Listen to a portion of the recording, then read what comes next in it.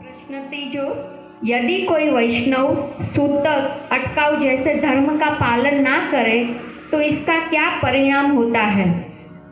I repeat, यदि कोई वैष्णव सूतक अटकाव जैसे धर्म का पालन ना करे तो इसका क्या परिणाम होता है?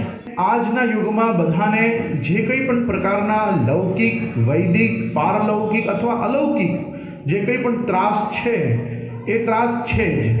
એટલે સત્પીડા વ્યગ્ર લોકેશુ, તો છેલ્લે આટલું જ છે કે કૃષ્ણ એવ ગતિર્મમ.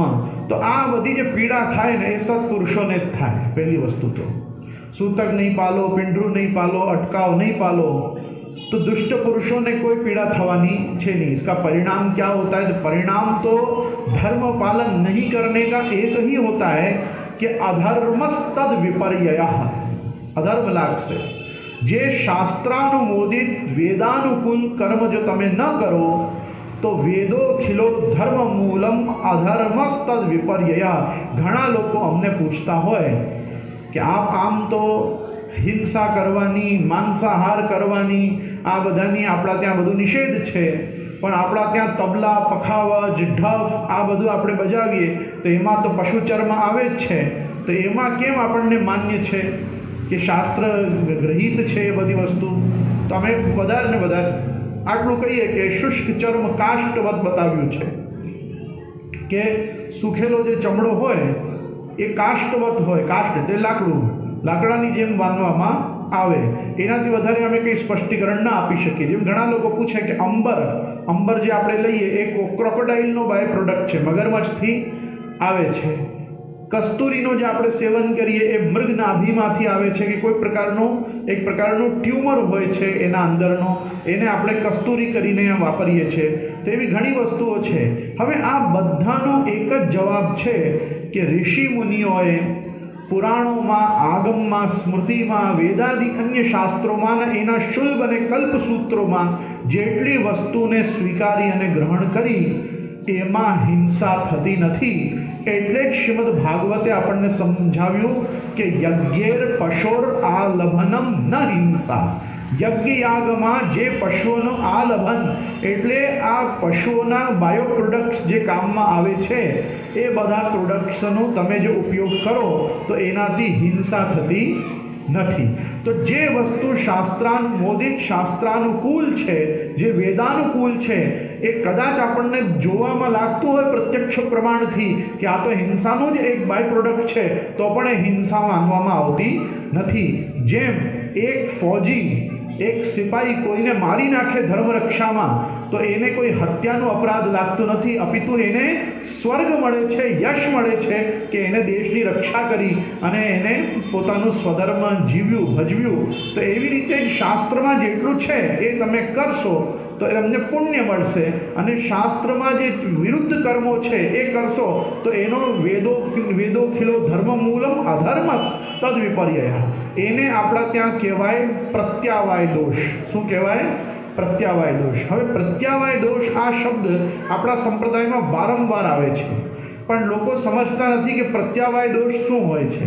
પ્રત્યાવાય દોષનું સાચું હું એકદમ ક્રક્સમાં ફટાફટ ખુલાસો કરું તો પ્રત્યાવાય દોષ એને કહેવાય કે જે કર્મ કરવાથી તમને પુણ્ય ન મળતું હોય પરંતુ ન કરો તો પાપ જરૂર લાગે, એને પ્રત્યાવાય દોષ કહેવાય. ફરી રિપીટ કરું છું, જે કર્મ કરવાથી પુણ્ય મળે કે ન મળે પણ જો ન કરો તો તમને દોષ જરૂર થાય, એ કર્મને પ્રત્યાવાય દોષ કહેવાય. આપણે જો આ બધી વેદ મર્યાદાઓ આપણા ઉપર આપવામાં આવેલી છે કે સૂતક પાડવું જોઈએ, દશરાત્રિનું, 13 રાત્રિનું, 16 રાત્રિનું, શુદ્રાદિને 21 રાત્રિનું, એવી રીતે જ વૃદ્ધિમાં પિંડરું પાલવાનું, માસિક ધર્મમાં અટકાવ પાલવાનો, આ બધું જે કર્મ છે જો તમે પાલો તો પુણ્ય તો છે જ, પણ ન પણ પુણ્ય મળતો હોય તો ન પાલશો તો તમને દોષ લાગશે. અને બધા જ શાસ્ત્ર વિરુદ્ધ, શાસ્ત્ર પ્રતિકૂળ કર્મોનું એક જ ફલ છે નર્ક. શું છે? નર્ક. મહાપ્રભુજી આટલું આશ્વાસન કે તમને એ છૂટ ભક્તિ માર્ગમાં હોવાના કારણે આપી દેશે. કૃપાલુ છે, કૃપાનિધિ, કૃપા સિંધુ છે, એટલે કે નરકે ન ભવેત પાત કિંતુ હીનેષુ જાયતે, ફરી હીન યોનિમાં જવું પડશે. તો જે તમારી ભવાંત સંભવા યેષામ હતી કે આ યોનિ અને આ દેહ તો તમને છેલ્લી વાર મળી હતી, ભગવત પ્રાપ્તિ અને ભગવત લોક પ્રાપ્તિમાં જે અંતરાય છે એને દૂર કરવા માટે એનું તમે મિસયુઝ કર્યું અને ફરી તમે આખા 84 લાખ યોનિના ચક્રમાં ફરીથી પ્રવાહ સૃષ્ટિમાં આવી ગયા. આટલું તો પ્રભાવ પડવાનું જ રહેશે. અમારું જે આગ્રહ સતત સમાજમાં હોય છે કે આ બધી વસ્તુને થોડુંક સિરિયસલી લો, જીવનમાં થોડું આ બધા ધર્મોનું સ્થાપિત કરો. ધર્મ એટલે ડ્યુટી, ધર્મ એટલે કર્તવ્ય કર્મ. જે કર્તવ્ય કર્મનો અર્થ સીધું થાય કે કરો તો કોઈ તમને યશ આપવાનું નથી, પણ નહીં કરો તો ગાળ પડવાની તો છે જ. તો એને જ શાસ્ત્રમાં કહીએ પ્રત્યાવાય દોષ. આ બધું જે સૂતક, પિંડું, અટકાવ, છૂઆછૂત, અપરસ, મેણ, મર્યાદા, આ જેટલું પણ છે, સૌથી પહેલાં તો આ આત્મધર્મ છે. આત્મધર્મ પછી દેહ ધર્મ છે, દેહ ધર્મ પછી સ્વધર્મ છે, અને સ્વધર્મ પછી આ બધા સામાજિક ધર્મો છે. કયા સમાજને કેટલા રાત્રિનું, કેટલા પેઢીમાં, કેટલા સંબંધનું, આ બધાના માટે જ ગુરુ હોય છે.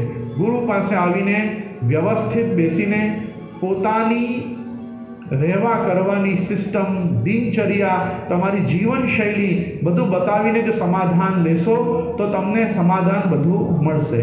ધર્મ માટે હું ફરીથી કહું છું, ધર્મ કોઈ એવો ડૉક્ટરનો પ્રિસ્ક્રિપ્શન નથી કે બધી દવાઈઓ આપી દીધી કે લે ખા મર, એમ નથી. બધું ડોઝેજ છે. આ સવારે લેવાની, આ સાંજે લેવાની, આ નાસ્તા પહેલાં લેવાની, આ ભોજન પછી લેવાની, આ જલ સાથે લેવાની, આ દૂધ સાથે લેવાની. એવી રીતે ભક્તિ માર્ગ, ધર્મ, ઉપદેશ બધું જે ગુરુ મુખોદ્ગત થાય છે. કેમ એવું મહાપ્રભુજીએ વચન લખ્યું કે સેવા કરતેર ગુરોરાજ્ઞા. જેને મિશ્રી ભોગની સેવાની આજ્ઞા છે એટલું કરવાનું, જેને દૂધઘરની આજ્ઞા છે એટલે એને કરવાનું, જેને સકડી ભોગ પર્યંતની આજ્ઞા છે એને એવી રીતે કરવાનું. એનાથી સૌથી મોટો બેનિફિટ જે ભક્ત જગત અને વૈષ્ણવ જગતને છે એ છે કે એકવાર આજ્ઞા લીધા પછી જેટલું કપણ પુણ્ય, પાપ, દોષ, અદોષ બધું છે એ બધું ગુરુના કંધે જશે.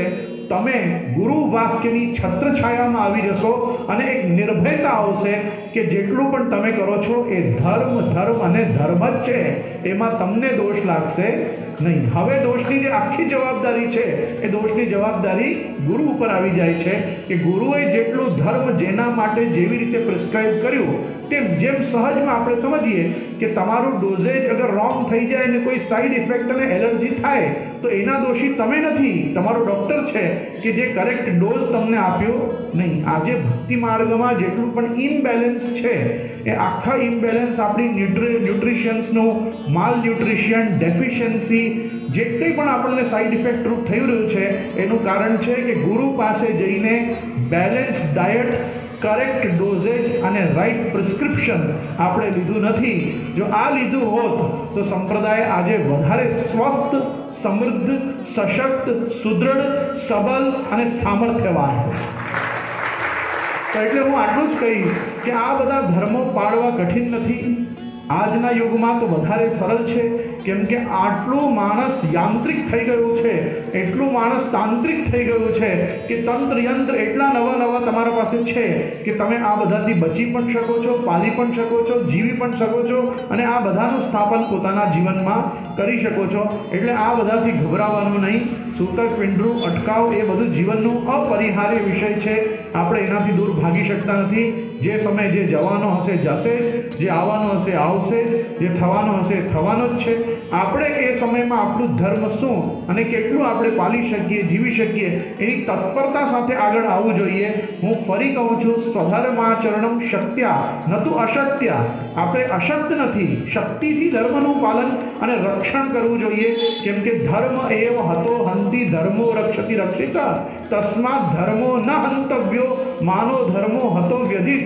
તમે ધર્મની રક્ષા કરશો તો ધર્મ તમારી રક્ષા કરશે. તમે ધર્મની હાનિ કરશો તો ધર્મ પણ તમારી હાનિ કરશે. આ ભીમનું વચન છે. મહાભારતમાં ભીમસેને બહુ સુંદર આજ્ઞા આપણને કરી છે કે તમે ધર્મની રક્ષા કરશો તો ધર્મ તમારી રક્ષા કરશે. આ બધા ધર્મો આચાર વિભાગમાં આવે. બધા જ ઋષિ મુનિઓ બતાવ્યું છે આચારો પરમો ધર્મ. પરમ ધર્મ છે આચાર વિચાર. અને મહાપ્રભુજી પણ આજ્ઞા કરે છે એ અધુના તું કલૌ સર્વે વિરુદ્ધાચાર તત્પરઃ. આ એ કલિકાલનો દોષ છે કે આપણે બધા વિરુદ્ધાચરણમાં જ તત્પર થઈ ગયા છે. તો આ વિરુદ્ધાચરણ જે છે એ આપણું છૂટે અને આપણે ફરીથી ભગવન માર્ગમાં થોડું સ્વાસ્થ્ય લાભ કરીને અને થોડી આ બધી મેણ મર્યાદાઓને જીવનમાં સ્થાપીને એક સાચું મર્યાદિત જીવન એટલે મર્યાદિત જીવન આપણે જીવવાનો સંકલ્પ લઈએ. પ્રત્યેક મહાપ્રભુજીનો ઉત્સવ ઉષ્ણકાલમાં અને પ્રત્યેક ગુસાઈજીનો ઉત્સવ શીતકાલમાં, એટલે આ ઉત્તરાયણ અને દક્ષિણાયનના આપણા બે એવા ઉત્સવો આવે છે કે આપણે સંવત્સરની જે સારા અને સાચા સંકલ્પો લઈ શકીએ છે. તો જેમ આપણે જ્યારે પણ આપણો નવો વર્ષ આવતો હોય ત્યારે આપણે સંકલ્પ લેતા હોઈએ કે આ નવા વર્ષમાં હું આમ કરીશ તેમ કરીશ. તો એટલે હું તો શ્રી ગુસાઈજીના ઉત્સવને પણ એક પર્વાત્મક નવ વર્ષની શરૂઆત માનું છું કે તમે આ ગુસાઈજી ઉત્સવથી પણ સંકલ્પ લો કે હજી પણ જે ધર્માચરણનું આગ્રહ કે દૃઢતા કે તત્પરતા તમારા જીવનમાં હજી સુધી ન આવી હોય, અહીંયા તો અધિકાંશ લોકો પોતાના જીવનના ઉત્તરાર્ધમાં અહીંયા બિરાજી રહ્યા છો તમે બધા, તો એટલે તમે એટલું આગ્રહ રાખો કે આ અમારા જીવનનું ઉત્તરાર્ધ છે. તો જેમ પૂર્વાર્ધ જેવું પણ ગયું પણ ઉત્તરાર્ધમાં જેટલું પણ શેષ છે એને આપણે શેષથી અનંત સુધી લઈ જઈએ અને આપણે એવા બધા કર્મો જીવનમાં સ્થાપીએ કે જેનાથી ભાવ વૃદ્ધિંગત થાય, ધર્મનું રક્ષણ થાય, સ્વધર્મ આચરણ ઘરમાં થાય અને સંસ્કારની એક એવી ધરોહર આપણે આગળની પેઢીને આપીએ જેનાથી એમનું પણ આત્મકલ્યાણ થાય. બસ આટલા સાથે જ હું આ પ્રશ્નના ઉત્તરને